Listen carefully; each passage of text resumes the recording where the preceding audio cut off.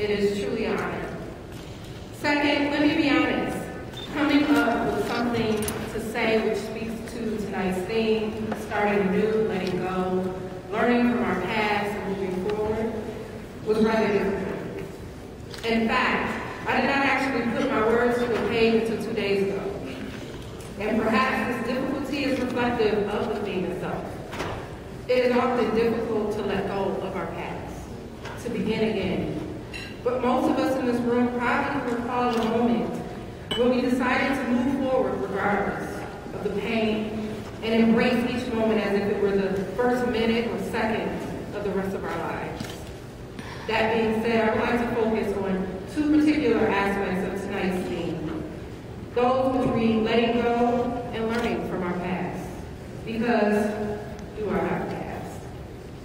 Being that I was born and raised in Detroit, I still reside in the hood, if you will. I have often compared my past and my current journey with that of the city. See, Detroit has this motto, originally written in Latin but translated to English, which means we hope for better things. And we rise from the ashes. If you're unfamiliar with the history of the city, it did burn down in 1805, actually, but it rose again, and it is still alive. It became what historian Thomas Sugru often defines as the arsenal of democracy. It was the heart of the Industrial Revolution. Detroit's previous economic promise is the reason why so many of us are probably even here today. Our ancestors wanted more, and so they set out on a journey to the Motor City and its surrounding areas. Today, we often forget this past. We ignore how it shaped us if we even recognize it in the first place. Now Detroit is often denigrated in the media and is identified only by the dilapidated buildings that stand or lean throughout it. It is looked down upon due to its heightened levels of crime and mocked because of several of the political figures who have failed to represent the city and its citizens to the best of their abilities.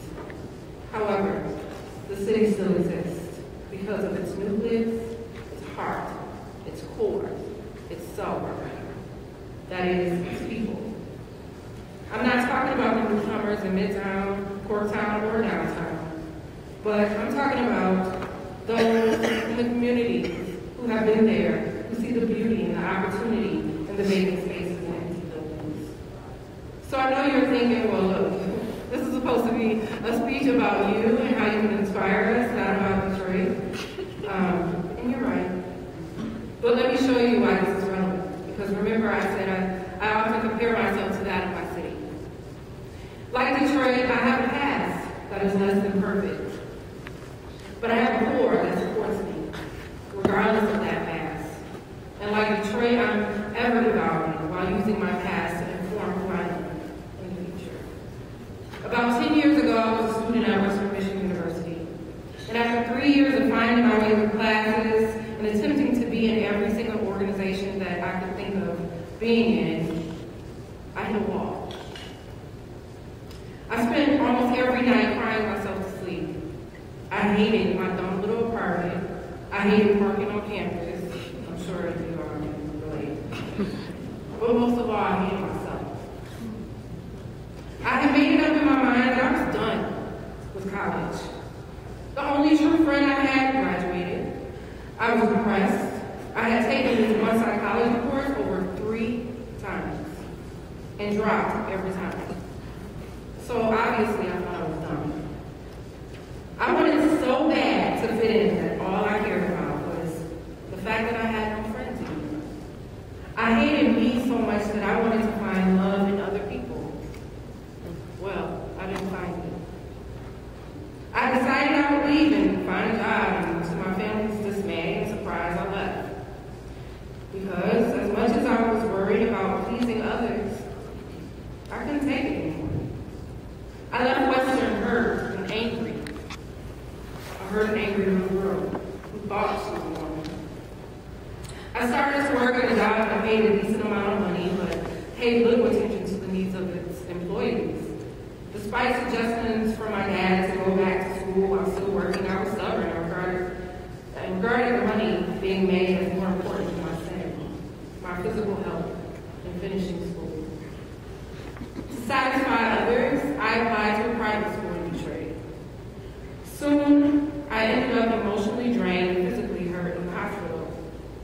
think very many people were surprised though, except for me. Quite frankly, I was on a downward spiral. While still in the hospital, I got a call from the human resources manager explaining that I was fired because I hadn't come to work that day. And they were an at-will employer, so it was their right to do that. Still devastated and hurt, I was this close to giving up on it all. But then my father walked in with the admissions letter to Marygrove College in Detroit. That was the moment that my city, my family, my core, well, they refused to let me fail. They refused to let me give up. It was like they saw a beautiful and intelligent woman, even through the wreckage. At that moment, everything changed. I went back to school still confused but determined to finish. However, it wasn't until taking a course on women's history and feminist thought that a light bulb went off. I started to question why I loved all these other people but never myself. At Marygrove, professors took an interest in me and my academic success, but reassured me that without embracing my past, the pain, the anger, the sadness, along with the happy moments, I would never be successful. So let's fast forward to today. I'm a doctoral student, of course, they said that, I'm a lecturer, and I like to think an activist in the city of Detroit. I'm still growing, as we all are, and redefining what self-love is for myself every single day. On some days, I'm a dilapidated building, but deep inside are memories. More than that, though, I am like the urban gardens that exist throughout the city. I am destined to be a nurturer to those who surround me. My nutrient is knowledge. I sustain entire communities of women and men who read my work, dialogue with me at the cafes and galleries in the city, and those who take my classes. I like to think that I provide them with the energy and sustenance necessary to help them fight various forms of oppression.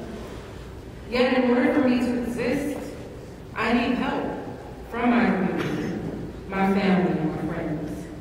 The people that I encounter every single day, like my father and stepmother, who pick me up when I'm falling down.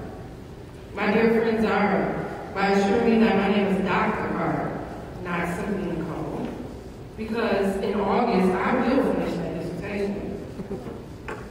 And the little hip-hop heads who call me Queen, who are part of the hip-hop collective I work with in Detroit. They water me with their words of wisdom and encouragement.